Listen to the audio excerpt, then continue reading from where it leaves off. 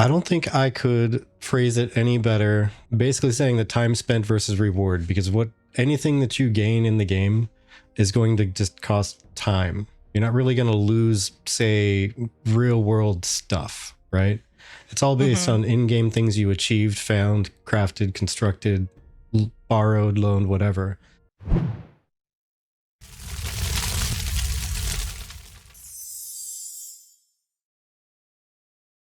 I think we can go ahead and get into the primary part of our podcast, which is essentially going to be talking about whichever topic that you feel kind of drawn to first. Avoxia, do you want to start talking about risk versus reward, or classes, or like quality of life things? Hey, just hit me with it. We can just go down the list in order. That's fine. And just go down the list in order. All right.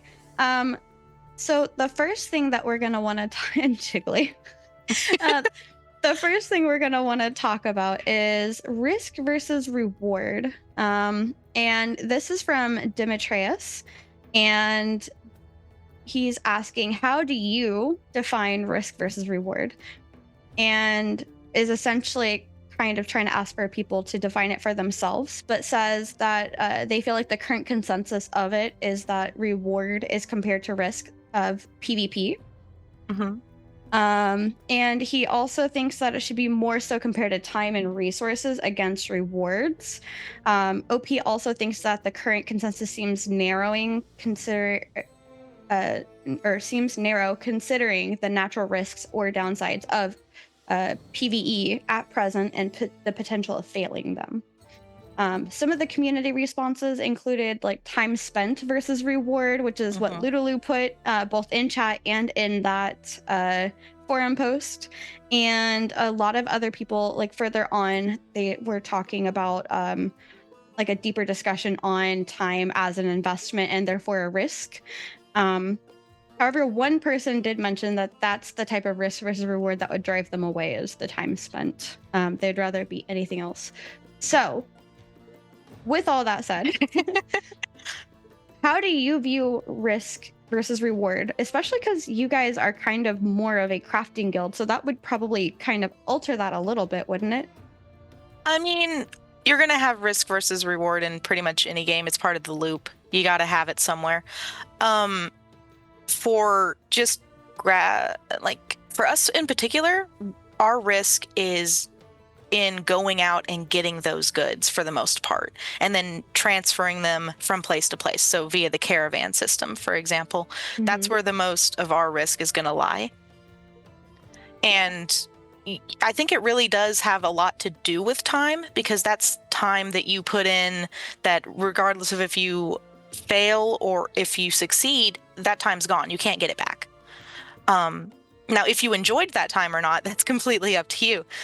But so for me, when I think of risk, that's what I mainly think of for us. And then you got to do things to mitigate those risks so that you have more of a likely chance to succeed. And that's where, sending out perhaps gathering teams instead of individuals would help to mitigate anyone who might be trying to pick them off. Sending like mercenaries or guards to help guard your caravan on the way to its destination, that helps ensure that you succeed in that. Yeah. And if you don't, then, you are running that risk of having someone topple your caravan and steal all of your hard work. And then that's a success for them instead of a failure of not being able to get those free goods, Right. I just hope that it's well balanced in the game world. Yeah, and Narluka says, yeah, that's going to be risky to go out and carry that many resources. You're a very juicy target for raiding that way. Yeah. So you got to keep those sort of things in mind and have a backup plan in case things don't work out. Or, put in the time to make sure that you have enough guards that you will get to that destination. Yeah, exactly. And your thoughts, Freytech? I don't think I could phrase it any better than combining Ludolu / Niker and Sethrago's comments, which are like the first two on that post, right? Right. Basically saying the time spent versus reward, because anything that you gain in the game is going to just cost time. You're not really going to lose, say, real world stuff, right? It's all based on in-game things you achieved, found, crafted, constructed, borrowed, loaned, whatever. And you can always get it back given enough time. And everything kind of boils down to it. And the thing that's going to need to be a balance is how you craft that idea into reality by how many different systems you put in to penalize people when they die, fail, etc. Right. And I think that's going to be the trick, right? Yeah, it's going to be the balancing act that I'm going to be interested to see. Like, can they make us fail in a way that's fun or at least tolerable? Yeah, because adding PvP to PvE circumstances amplifies risk for sure. But I know some people have commented, maybe not in this post. I didn't read every single post in here, but previously that PvE is no risk, but it is, because you still get experience debt and you still lose things that you drop. And if it was to a raid boss, you're probably not going to get your stuff back, because are you really going to make another run into the boss room to try to grab your stuff and think you're going to still beat the boss by picking up piles of your dropped items? Probably not. Yeah. I actually really liked what Azure wrote kind of a little further down. He said basically no for me in terms of the risk is time being lost as a result of failing to succeed at the given activity, be it PvP fight, raiding, dungeons, etc. So if the content is fun, and for PvE players that I know to actually like the PvE, the effort of trying and solving the encounter is the fun, which I can agree with. Like, I think you and I really enjoy going into harder raids and just like kind of hitting our heads against it and trying to figure out how to adjust things, and like, okay, how can we beat this boss? Oh man, he wiped us again. All right, let's get back at this. Let's try this other like idea. And that is the fun part. It's like a puzzle in a way, if you will. And they don't need it to be additionally rewarded. You rely solely on your balance and intended encounter difficulty on that part.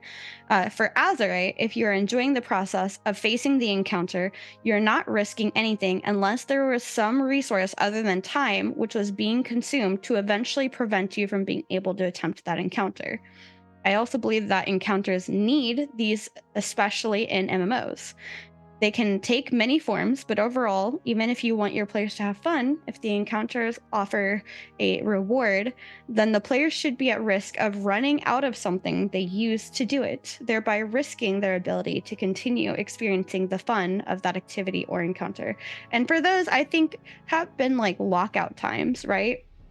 Or like rage mechanics, to the point where like if you don't get to this thing in a certain amount of time, the boss rages at everybody and you die. And I think also like you have 1 hour to figure this out before you get locked out of the dungeon, and then you can't try it again for like a day or something like that. Nothing Ashes should do that. These are just examples that come to mind of a way to like run out of something to do it. If that's your fun, this is how we're preventing you. This is the risk. The risk you're taking is that you might get locked out of being able to do that because you weren't able to get it done within a set amount of time to get the reward, for example. Yeah. I mean, and sometimes it can be like you need a key to open this dungeon, and that key's a very rare drop in and of itself. Yeah. Narluka says, I think one thing you might take into consideration as well is that if you fail a raid and a different guild completes it, you might not be able to do that raid at all. And that's a good point. With Ashes of Creation specifically, especially these open world dungeons and raids, you put in all this time and effort, this other guild comes up, they happen to be a little bit more geared or a little bit more man-powered and ready to go, and they just wipe it, and congratulations, you're locked out until whenever it spawns again. Yeah, I mean, that's something that I've been saying for a while, is that mathematically speaking, like looking at it scientifically, let's say, there's a real possibility that no matter how much time you put into a game, you might never see certain raid bosses existing in front of your face. You may never even see any raid boss exist in front of your face. It's just very possible to do that because there's going to be limited raids and dungeons, and they're going to be in the open world, and they're going to be on potentially random timers.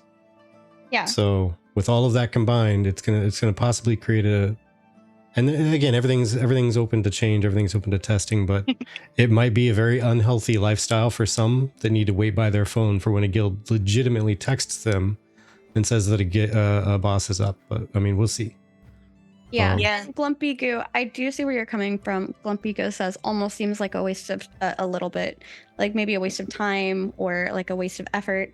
And I definitely, I think there's a good chunk of PvE players that are going to come into Ashes that are going to see that. And I'm pretty sure they're going to feel very similar in that.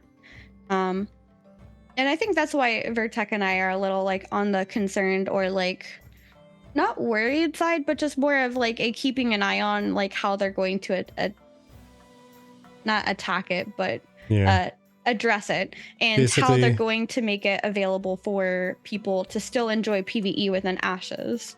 Yeah, exactly. Basically, my stance is that I'm concerned, but I also have faith that they're going to do everything they can to make it as right as they can and as balanced as they can, while keeping to their core design tenets. Galwood hits they want to the have a nail- fun time. Yeah. Galwood hits the nail on the head directly. It's the opposite of WoW's design, where Blizzard wants everyone to experience all the content. Ashes endgame bosses will be much more exclusive, and I feel like that is kind of on par with what we're seeing with Intrepid. Classic. It's 3 a.m. time to raid a boss. But we're adults now. Dang it! I have work in 2 hours. I don't care. Get on. Calling in. Time to call into work. Log on, or else that's a strike. You only get 3. Remember that.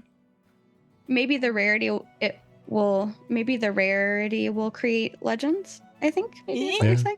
I mean, it's going to create some serious stories. That's for sure. Absolutely, yeah.